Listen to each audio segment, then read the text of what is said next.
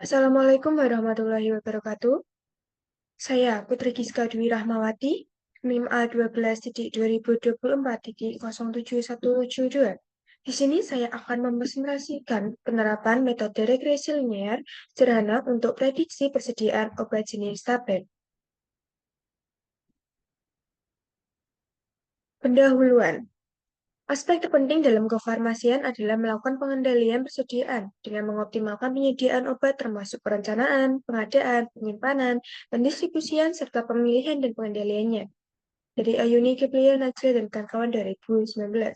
Persediaan atau inventory obat baik di apotek, baik rumah sakit, ataupun klinik pengobatan masyarakat merupakan salah satu bentuk investasi yang membutuhkan biaya yang tidak sedikit. Pengelolaan persediaan obat dapat dilakukan guna menghindari terjadinya harga obat yang sewaktu-waktu bisa meningkat, memenuhi kebutuhan pasien yang tidak dapat diprediksi dan mendapatkan keuntungan berupa pemotongan harga atau diskon dari pemasok, yaitu supplier, jika pembelian obat dilakukan dalam jumlah tertentu. Dari Hengki Saputra Madianto. Klinik Teluk Banten adalah klinik yang baru beroperasi selama 9 bulan dalam pengobatan umum atau rawat jalan. Klinik ini berada di Jalan Kampung Margasari, Desa Margasari, Kecamatan Pulau Ampel, Kabupaten Serang, Banten. Beberapa jenis obat yang dikelola oleh klinik ini seperti tablet, sirup, kapsul, puyer, pil, dan lain sebagainya. Jenis obat yang banyak digunakan oleh klinik ini adalah obat jenis tablet. Hal ini dibuktikan dengan adanya catatan transaksi penjualan obat yang dicatat dalam buku besar. Catatan transaksi ini digunakan hanya sebatas sebagai arsip untuk setiap transaksi yang terjadi setiap harinya. Namun, belum dimanfaatkan untuk membuat prediksi untuk persediaan obat untuk periode selanjutnya. Diperlukannya proses prediksi ini dimaksudkan agar persediaan obat tidak sampai kosong, sehingga tidak mengecewakan pasien jika ingin membeli obat. Metode yang digunakan dalam artikel ini yaitu metode regresi linier sederhana, yaitu suatu metode yang digunakan untuk melihat hubungan antara satu variabel independen, yaitu bebas dan mempunyai hubungan garis lurus dengan variabel dependennya, yaitu terikat. Persamaan umum metode regresi linier sederhana dalam penelitian ini yaitu Y sama dengan A plus BX. Keterangan A yaitu konstanta, B yaitu koefisien regresi, Y yaitu variabel dependen yaitu variabel tak bebasnya, X yaitu variabel independen yaitu variabel bebasnya. Menghitung konstanta yaitu dengan cara sigma Y kali sigma X kuadrat dikurangi sigma X dikali sigma X kali Y per N sigma X kuadrat dikurangi sigma X kuadrat.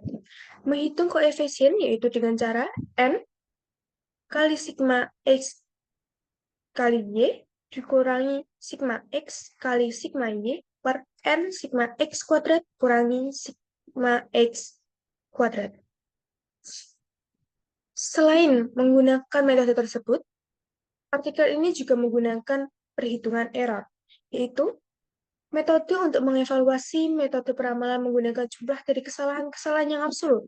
Mean Absolute Deviation atau MAD mengukur ketepatan ramalan dengan rata-rata kesalahan dugaan, nilai absolut masing-masing kesalahan. Rumus untuk menghitung MAD adalah sebagai berikut.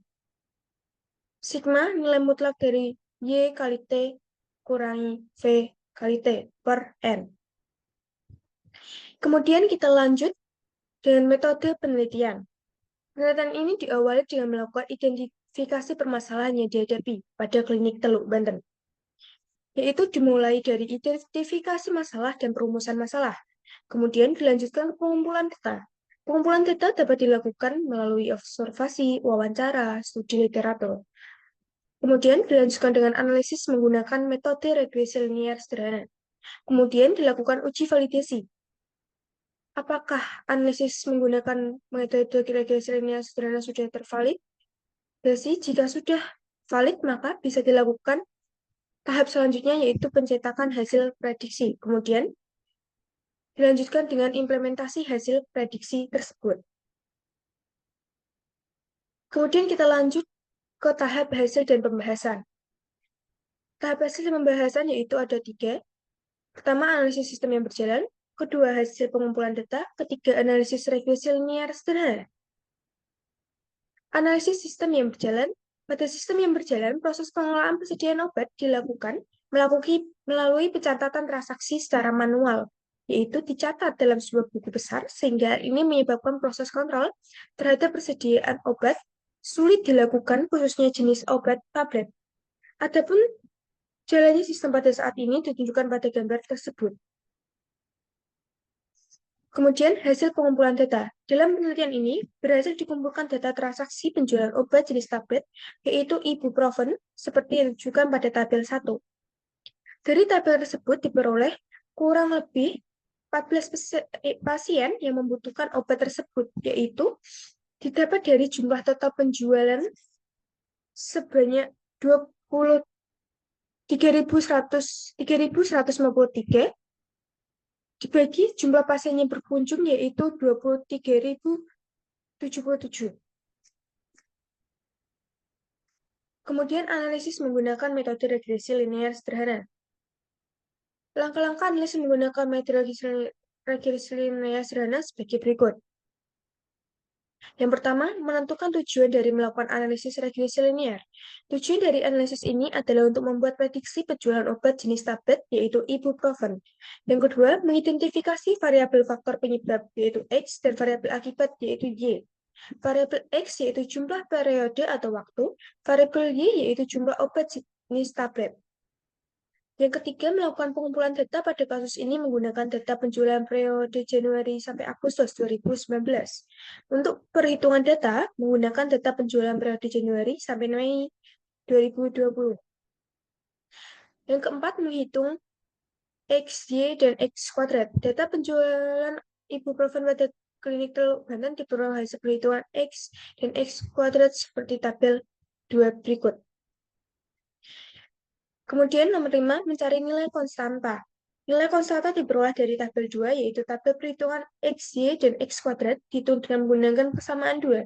Maka diperoleh hasil sebagai berikut, yaitu diperoleh nilai konstanta 10.389. Nomor 6, mencari nilai koefisien. Mencari nilai koefisien diperoleh dengan menggunakan rumus pada persamaan 3, diperoleh hasil sebagai berikut. Diperoleh nilai koefisiennya yaitu 5,325. Nah, kemudian nomor 7, menentukan persamaan regresi. Persamaan regresi diperoleh menggunakan rumusan persamaan 1. Hasilnya sebagai berikut. Y sama dengan A plus BX, sehingga Y sama dengan A plus BX. Y sama dengan 10,389 tambah 5,325X.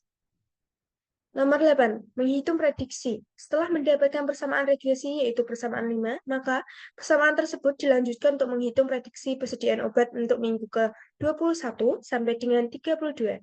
Diperoleh hasil seperti yang ditunjukkan pada tabel 3 sebagai berikut. Nomor 9, perhitungan error. Sebagaimana perhitungan error bisa dilihat pada tabel 4 sebagai berikut.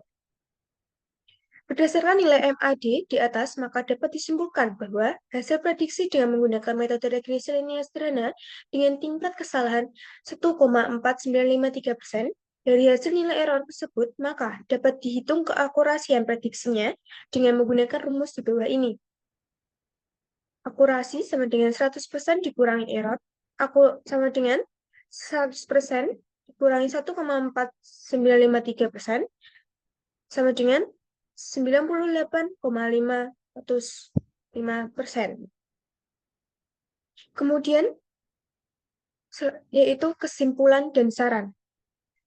Kesimpulan dari artikel ini yaitu, berdasarkan hasil analisis data transaksi penjualan obat di klinik Teluk Banten menggunakan metode regresi linear sederhana, diperoleh hasil akurasi sebesar 98,505%. Maka dapat disimpulkan bahwa metode regresi linear sederhana dapat menentukan hasil prediksi yang akurat untuk memprediksi stok obat dalam pengelolaan persediaan obat jenis tablet, yaitu ibuprofen, dapat diterapkan pada klinik Teluk Banten. Kemudian saran yang dapat diambil dari artikel ini yaitu, untuk memperoleh hasil yang lebih akurat, maka disarankan untuk peneliti selanjutnya perlu dilakukan perbandingan dengan menggunakan metode prediksi yang lainnya, atau perhitungan di atas dapat dilakukan dengan menggunakan aplikasi seperti SPSS versi 25. Disarankan juga untuk mengembangkan perangkat lunak untuk mempermudah pihak farmasi melakukan prediksi untuk jenis obat yang lainnya. Sekian presentasi dari saya. Apabila ada kesalahan kata, saya mohon maaf sebesar-besarnya. Wassalamualaikum warahmatullahi wabarakatuh.